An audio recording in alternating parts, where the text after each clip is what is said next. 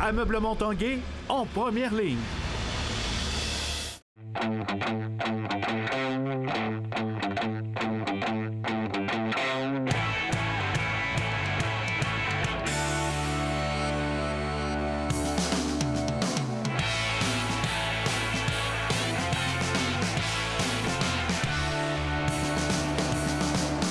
Bon mercredi à tous, bienvenue à l'Esprit sportif. Au menu de l'émission aujourd'hui, dans l'action, on parle rugby et patin de vitesse. Chronique également voyage sportif. Aujourd'hui, on parlera de ski. Mais d'abord, au hockey collégial Division 1, on parle des Lions de St. Lawrence qui sont présentement à la mi-saison. Ils occupent le milieu du peloton au 6e rang. L'équipe de Guy Chouinard espère peut-être rééditer l'exploit de 2016, remporter un titre RSEQ dans une ligue de plus en plus compétitive.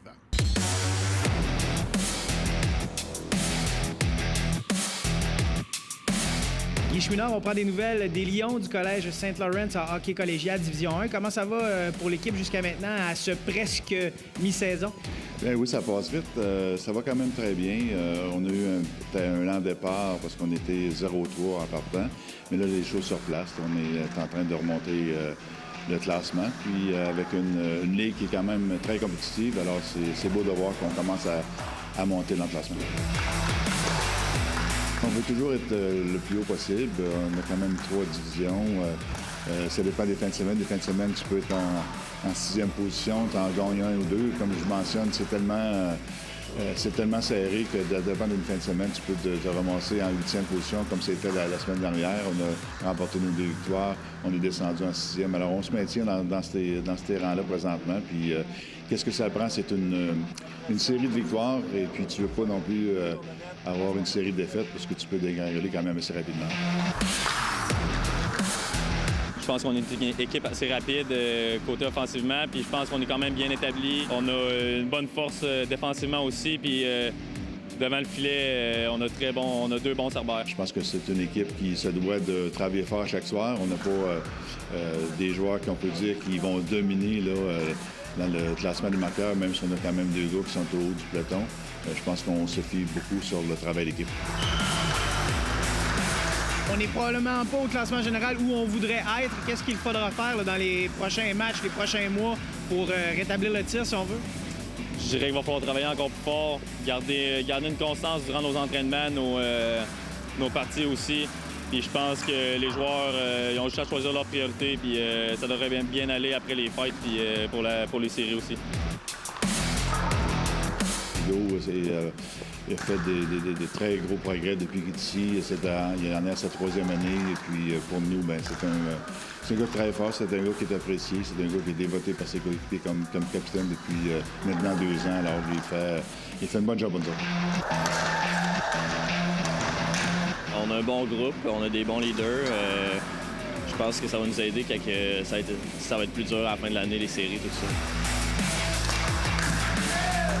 Félix Drouin, en tant que défenseur, tire son épingle du jeu aussi. Oui, Félix, c'est lui aussi en 3e année. C'est un gars qui est arrivé avec nous, qui a eu peut-être un petit peu de difficulté à s'ajuster à notre calibre. Mais l'an passé, il a fait des pas de géant. Puis maintenant, c'est un leader à la défensive. Et puis nous, il joue de grosses minutes. Il va toujours jouer contre les gros trios de côté ou contre les meilleurs joueurs. Et puis jusqu'à présent, il tire très bien l'affaire.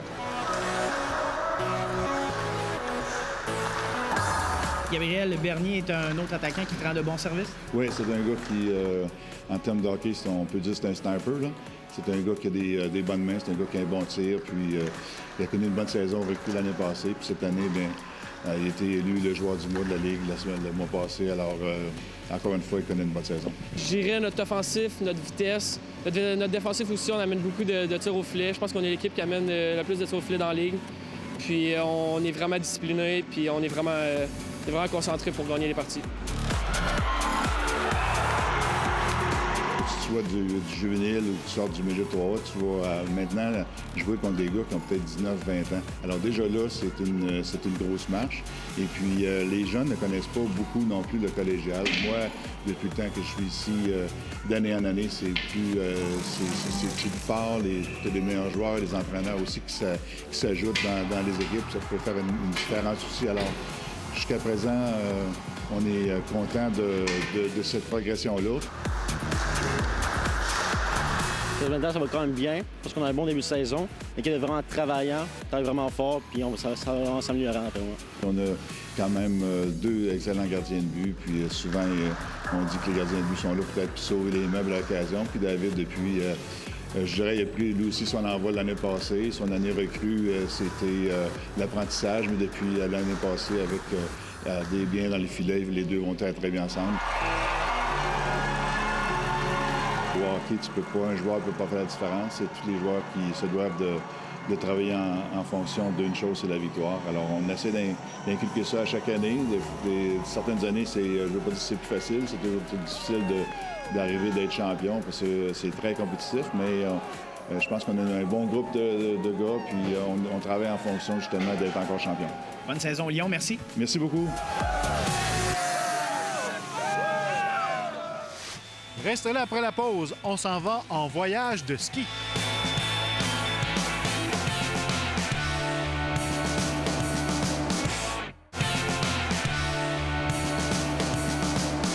Place maintenant notre chronique voyage sportif. Il n'y a pas que les golfeurs qui rêvent l'hiver d'aller pratiquer leur sport dans le sud. Il y a également les skieurs qui veulent, eux, découvrir de toutes nouvelles montagnes. Dans notre reportage, nous vous présentons des destinations à couper le souffle.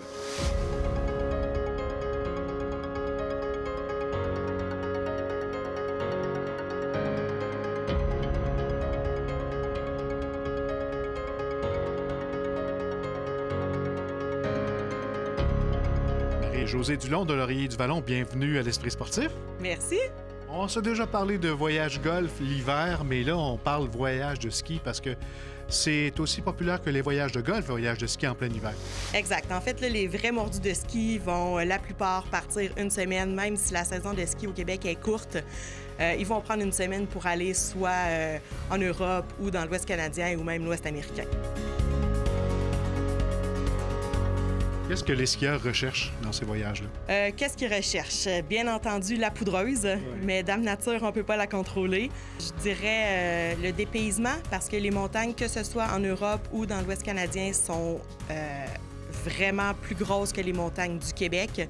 C'est des montagnes à perte de vue. Partout où on regarde autour de nous, c'est des grosses montagnes, des gros sommets enneigés.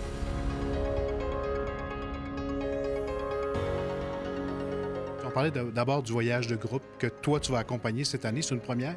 Oui, nouveauté cette année chez Laurier-du-Vallon, on a organisé 2 voyages de groupe au Club Med parce que le Club Med est une formule vraiment populaire chez nos clients.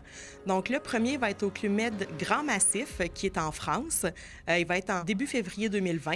Le domaine skiable comporte 5 différentes stations. Donc, il y a vraiment du ski là, pour les skieurs de tous les niveaux. Le deuxième va être à Cervinia, en Italie, celui-là.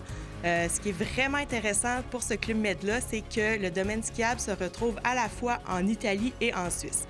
On skie quelques descentes en Italie, quelques descentes en Suisse, avec en arrière-plan le fameux Matterhorn, qui est la plus grosse montagne là, de la Suisse. L'Ouest canadien également est populaire? Oui, l'Ouest canadien est très populaire. Je vous dirais que l'avantage est qu'on reste en dollars canadiens, donc ça diminue quand même un petit peu les coûts. Je dirais que pour, admettons, le skieur qui en est à son peut-être premier voyage ou quelqu'un qui est moins un mordu de ski, mais qui veut vivre l'expérience de l'hiver ailleurs, Banff est une bonne option parce que c'est dans le parc national. Il y a plusieurs activités à faire également autres que le ski. Donc oui, il y a des magnifiques montagnes, que ce soit le Lake Louise ou Sunshine. Ou sinon, on a également, bien entendu, Whistler, qui est la destination la plus connue au Canada. C'est le plus gros domaine skiable au Canada. À Whistler, pas besoin de voiture. Vous arrivez là, après ça, tout se fait à pied. Puis Whistler, c'est 2 montagnes. Donc, on a Blackcomb d'un côté, Whistler de l'autre côté. Les 2 montagnes se touchent à la base, mais ce qui est le fun, c'est qu'il y a maintenant une télécabine panoramique qui joint les 2 sommets.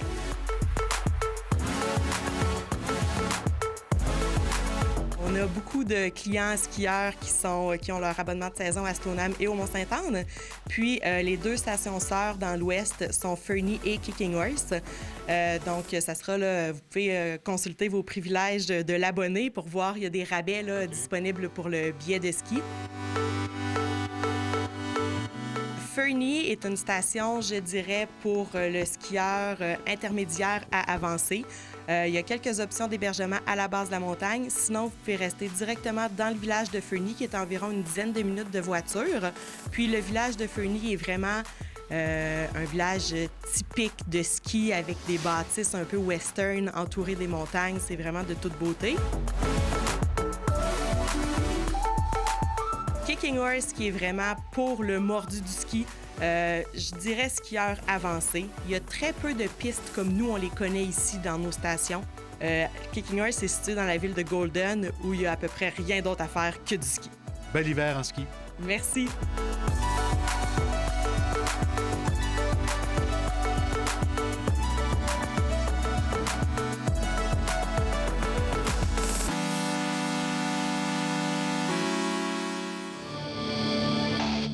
Championnat canadien universitaire de rugby féminin, le Rouge et Or a bien amorcé la compétition en remportant son premier match disputé en après-midi ce mercredi.